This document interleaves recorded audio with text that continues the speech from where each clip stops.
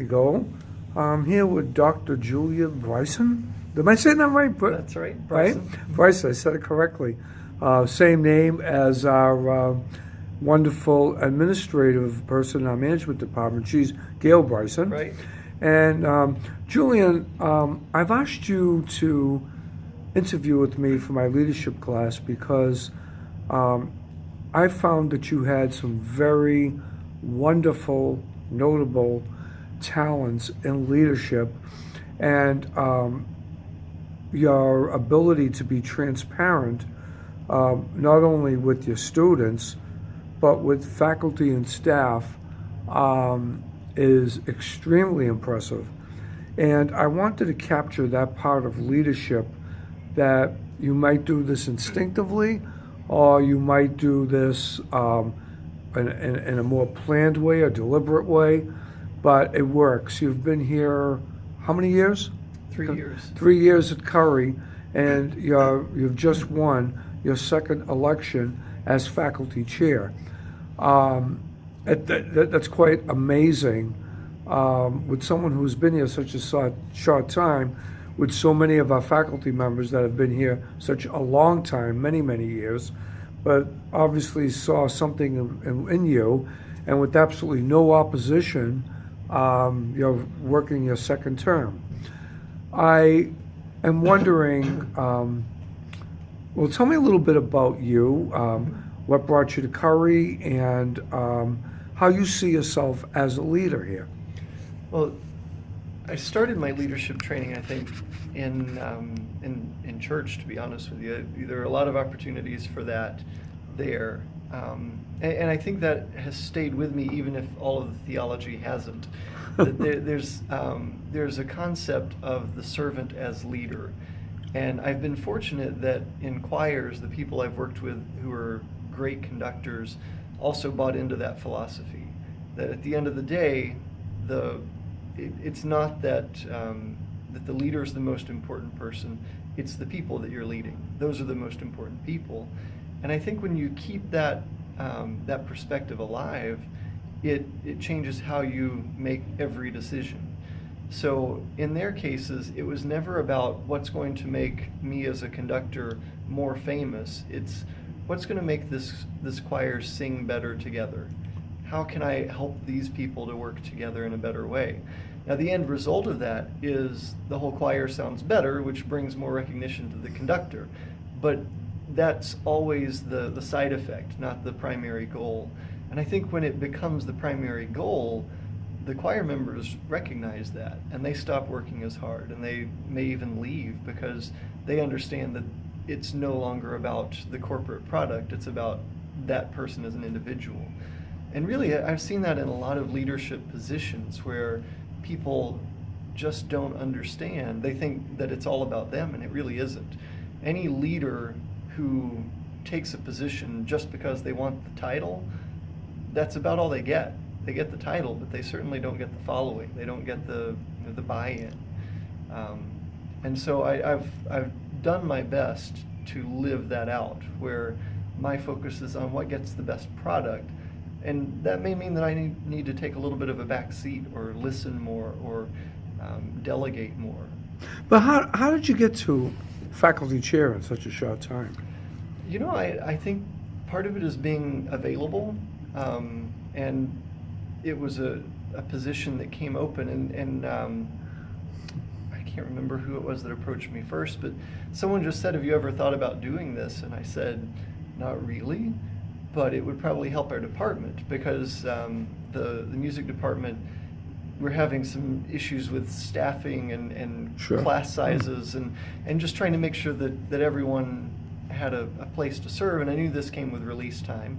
So I said, I think I can do it, and it would be helpful to others if I were to do it. And so I said, I'll give it a try. And that no one ran against me, it may have, that's when I started wondering if I had signed up for something that more than I thought I was getting into, you know. Well, but I think what I've come to learn is that the position of faculty chair, there are a lot of ways you can take it, and there have been some in the past who have have seen it as an opportunity to tell people what they should be doing.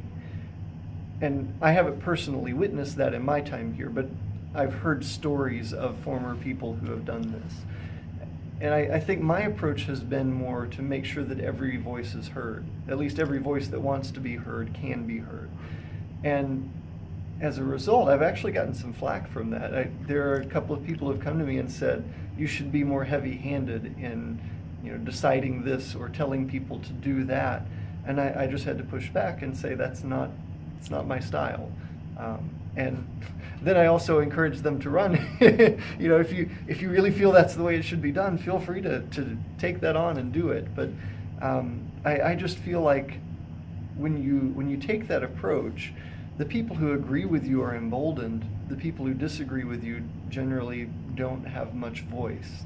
And for the long-term health of any organization, Mm-hmm. silencing up to 45, 49% of your representation, that just makes no sense. Right. So you look at it as more of a representative role of, if you will, the voice of the faculty, rather than just being, for lack of a better word, the dictator, the bottom line, the final say, in matters that have to do with faculty governance and administrative governance as well. And I really think that applies well outside of just this situation. So you can imagine in a business setting where the buck stops here, ultimately this leader is responsible for the health of the company or the department or whatever. If that person only wants to hear people who agree with him or her, then you create a dynamic where you're literally just discounting up to almost half of the ideas in the department. Right. And if you really want to make sure you're making the best decision, why not listen to all of those ideas too? You might still end up deciding against them, but at least you know what you're up against. How does that work into your, as a teacher? You're a leader with the faculty. How about with the students? A leader in the classroom?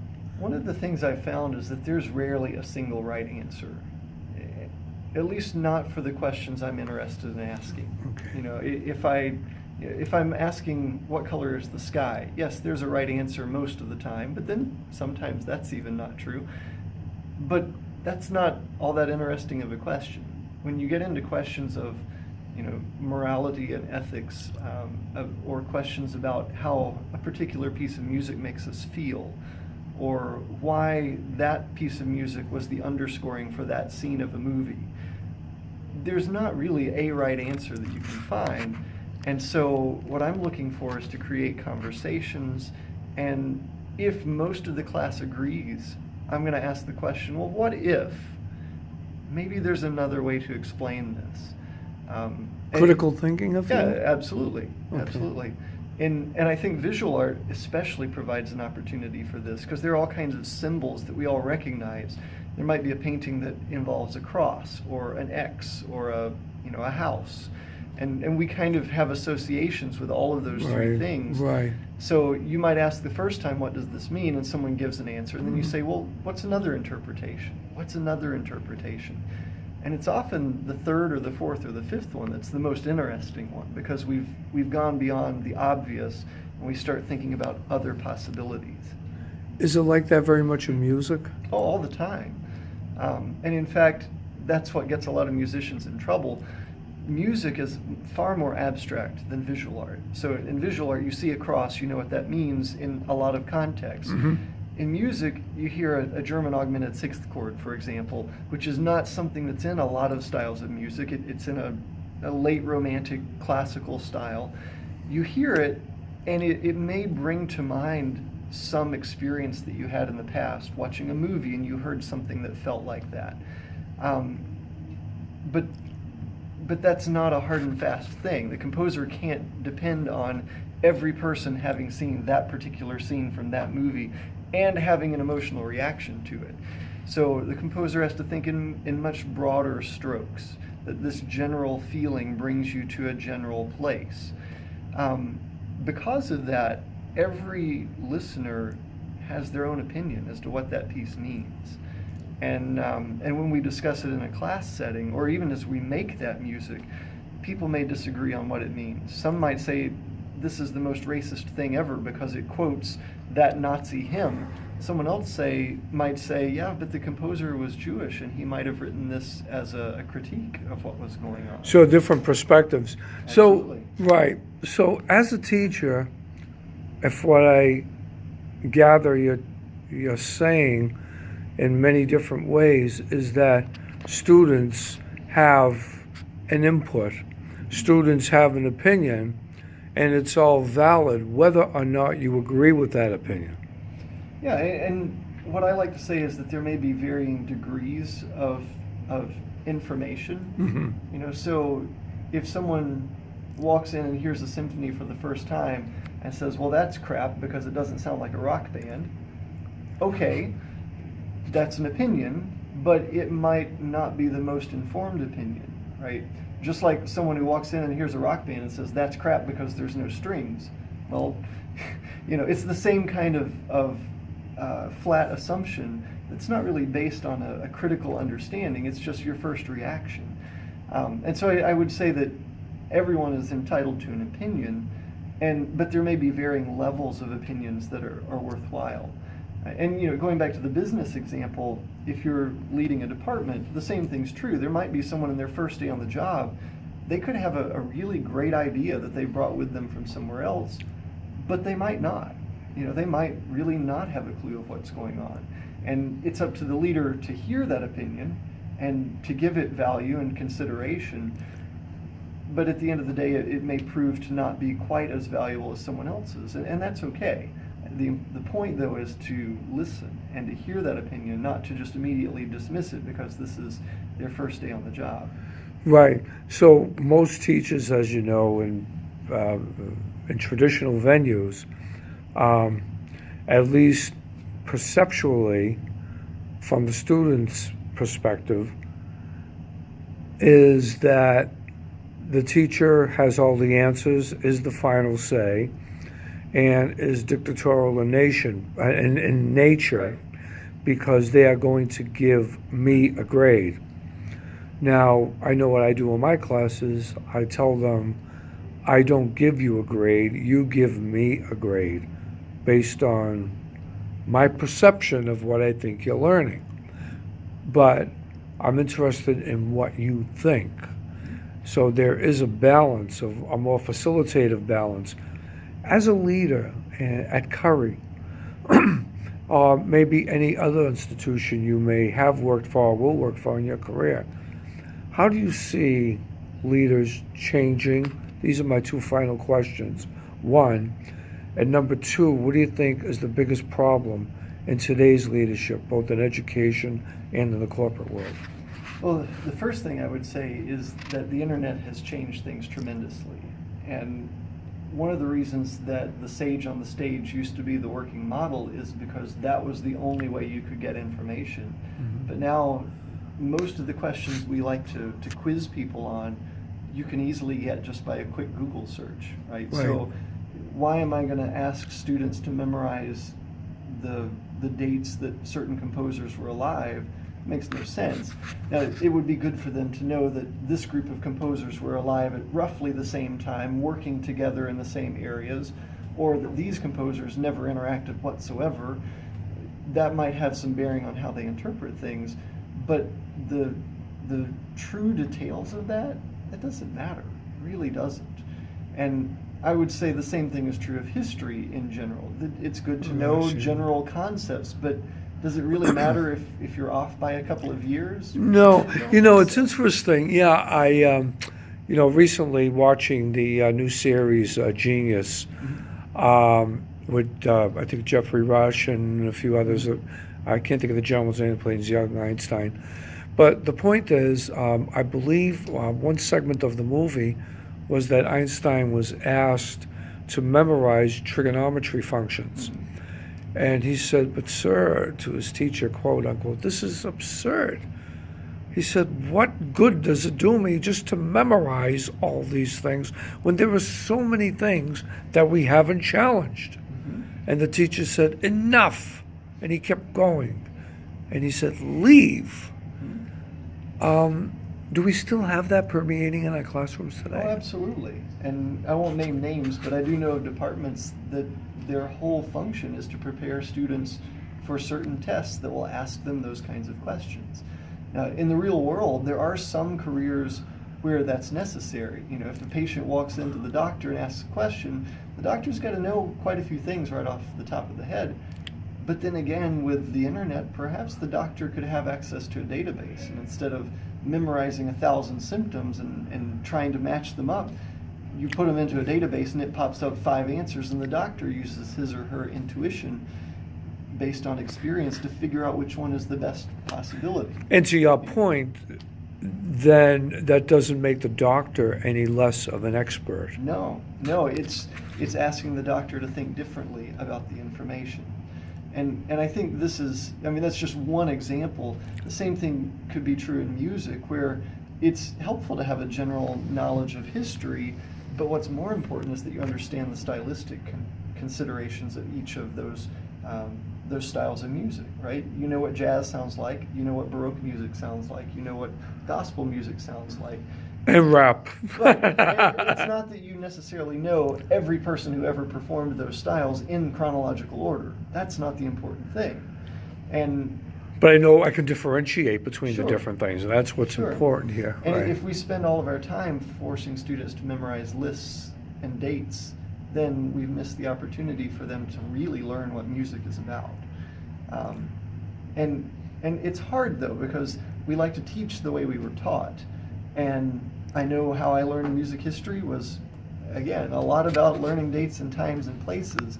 And I know how I learned music theory was all the terminology. Terminology. And so that's tricky for me to reimagine. How do I teach this to students without falling back on what's easy? 'Cause it's what I Absolutely. know.